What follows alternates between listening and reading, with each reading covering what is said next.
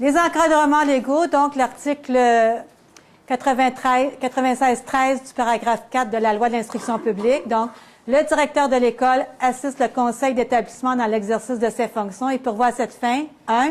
Informe régulièrement le conseil d'établissement des propositions qu'il approuve en vertu de cet article. Pourquoi? Parce que les normes et modalités du classement au primaire, c'est l'école primaire qui les décide.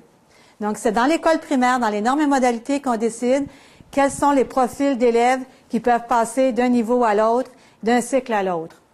Et le deuxième article, donc paragraphe 5, nous dit que sur proposition des enseignants, le directeur de l'école approuve les règles de classement des élèves et le passage d'un cycle à l'autre, sous réserve de celles qui sont prescrites dans le régime pédagogique. Alors, si votre enfant vient d'une école du Québec, il doit avoir vu à peu près le même programme que les élèves de votre école, donc vous deviez vous fier au bulletin scolaire de cet élève-là avec les mêmes compétences pour classer cet élève-là. Alors, il est certain que si on peut avoir le portfolio de l'élève, ça peut être aidant, mais souvent, il faut le demander aux parents parce que le seul document qui suit l'élève lors de son inscription, c'est son bulletin scolaire.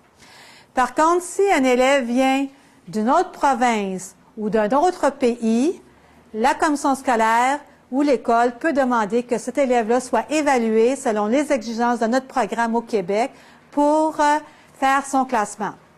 Alors, des fois, on a des élèves, par exemple, qui peuvent nous arriver de France, d'Haïti ou d'Afrique. Donc, on peut demander à ces élèves-là un test de classement et un test de français quand ce n'est pas nécessairement la France pour voir s'ils peuvent accéder à l'année de scolarisation où ils en sont rendus. Et l'école peut décider à ce moment-là de le mettre dans une année inférieure ou supérieure selon les résultats à ces tests.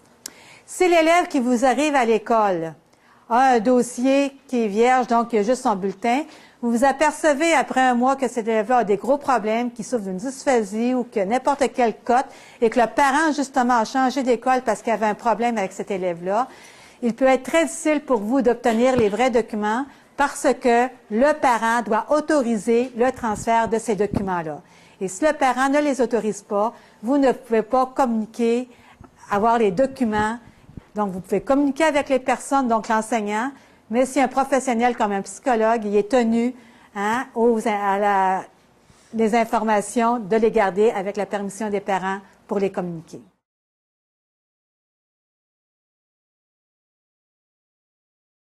Alors ici, le conseil d'établissement fait juste être informé. Donc, les normes et modalités, c'est les enseignants qui les proposent, approuvés par la direction d'école, informés par le conseil d'établissement. Donc, le conseil d'établissement est informé, ils peuvent poser des questions, mais c'est pas eux qui décident au niveau du classement dans l'école.